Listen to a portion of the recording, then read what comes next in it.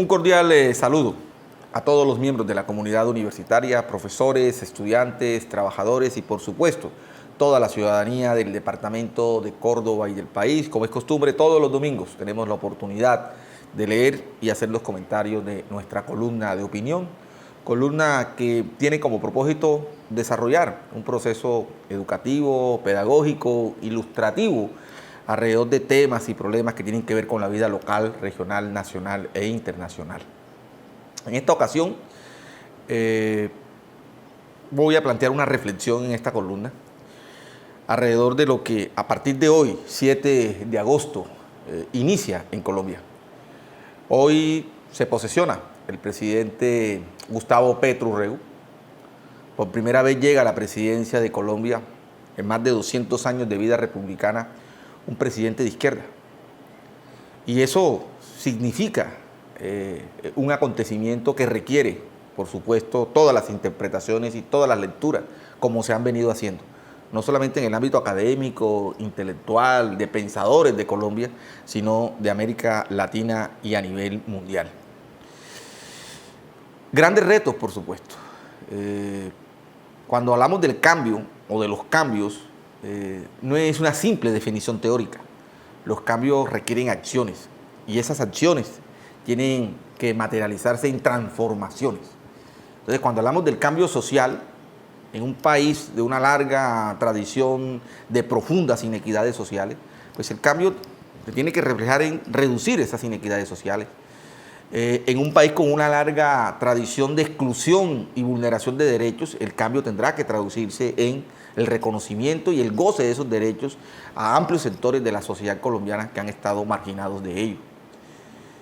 El cambio en las costumbres políticas, por supuesto, Colombia tiene una larga tradición de una premoderna cultura política, donde la política se ha ejercido alrededor de familias, de clanes, de grandes maquinarias, ¿sí?, que han de una u otra manera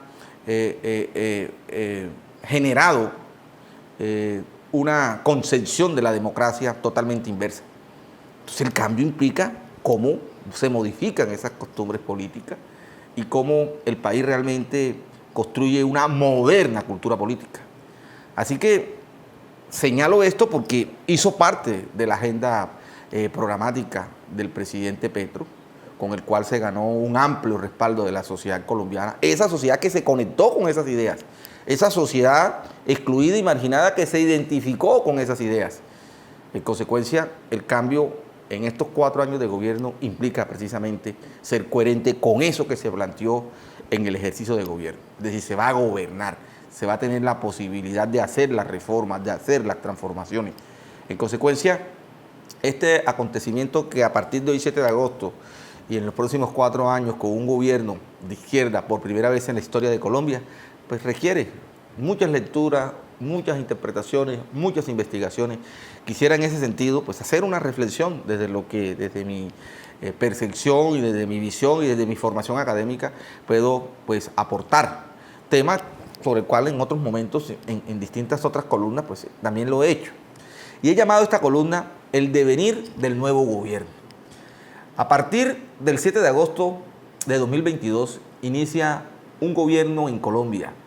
Por primera vez, un presidente de izquierda asume las riendas del país en medio de expectativas, dudas, temores, desafíos y oportunidades que todo cambio genera.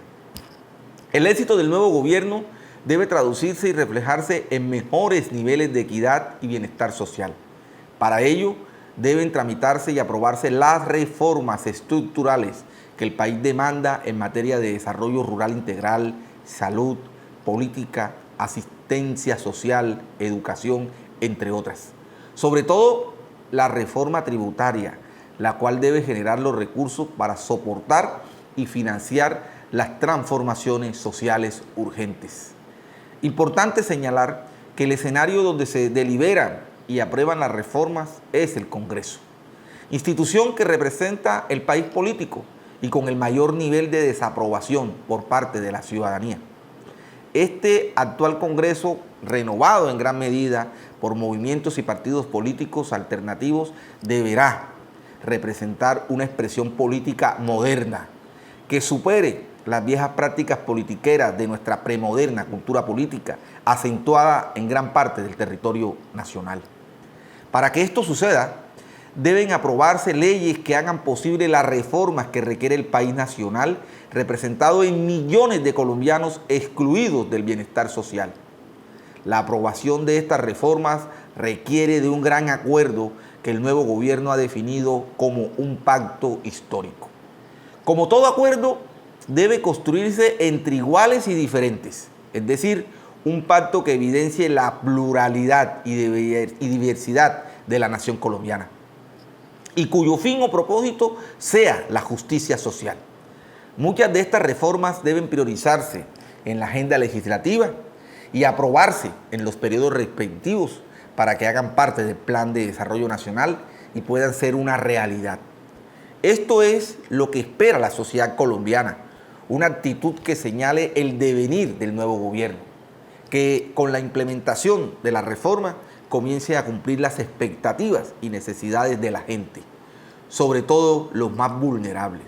Por ejemplo, que los jóvenes colombianos tengan acceso a la universidad pública de calidad y gratuita. Los campesinos estén en condiciones para poner a producir la tierra e industrializar el campo. Que la tercera edad cuente con subsidios económicos para lograr una vejez digna. Además, la reforma política y muchas otras propuestas de cambio con las que alcanzó el apoyo popular el presidente Petro.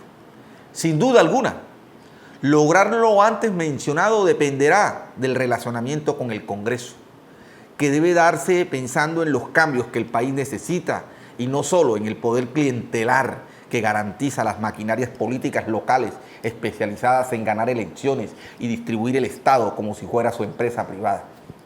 El avance de las reformas depende del acuerdo con el Congreso, la construcción de un pacto por Colombia y su gente, lo que veremos en los próximos meses del nuevo gobierno. El país espera un pacto que trascienda las viejas prácticas, donde se construían acuerdos para gobernar y no transformar. Esperamos del presidente Petro un liderazgo transformador que erradique las costumbres politiqueras, que permita el surgimiento de una cultura política moderna, centrada en el argumento, la deliberación pública y la preocupación por el otro, es decir, el bien común. Esta reflexión es parte de las expectativas y de la necesidad de cambio que la sociedad colombiana espera, que no viene de ahora. Son cambios que han sido postergados década tras década, gobierno tras gobierno, donde nos ha tocado convivir con las mismas estructuras. Pues sabemos que Petro no va a tener el poder absoluto para transformar esas viejas estructuras de cómo se ejerce el poder en Colombia. Pero creo que la llegada de Petro al poder es el mensaje de amplios sectores de la sociedad colombiana, los que votaron por él y los que no votaron por él, que esperan que el país avance, que el país se transforme, que el país haga posible los cambios que todos los colombianos día a día hablamos. Cambios en la cultura política, la forma como se ha hecho históricamente la política en Colombia. Eso debe cambiar. Cambios en temas sociales, que la educación se pueda convertir en un derecho fundamental, donde todos los jóvenes de Colombia puedan tener acceso a ella sin barreras, sin limitaciones, sin tener en cuenta la posición social, económica, religiosa, etc. Que el campo pueda fortalecerse, que los campesinos puedan dignificar sus vidas, que el campo pueda industrializarse, que la tierra sea un medio para el desarrollo de una sociedad, no un fin en sí mismo, sino un medio. Y eso requiere políticas de Estado. Y esas políticas de Estado van a depender de quién empieza el Estado. Pues si ese Estado a partir del 7 de agosto se pensará con un nuevo gobierno. Así que esas son las expectativas. Queremos ver reflejados esos cambios. Queremos vivir esos cambios, sentir esos cambios.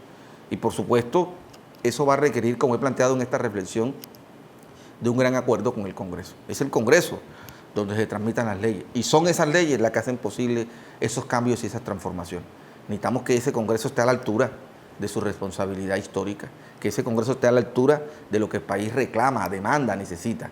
Y ahí es importante el liderazgo de quien asume la jefatura del gobierno, la jefatura del Estado, en este caso el presidente de la República. Así que hago esta reflexión como un insumo a la discusión pública sobre este tema. Creo que este es un tema que va a ser abordado innumerables veces, porque va a ser un gobierno que va a estar bajo el ojo ciudadano, bajo el ojo público, bajo la discusión permanente. Y en consecuencia, lo que esperamos es que la acción de ese gobierno, de este nuevo gobierno, esté en función, repito, de lo que el país demanda y necesita. Así que desde este espacio, desde esta columna de opinión, le auguramos los mejores éxitos al presidente Petro, a su gobierno, a su equipo.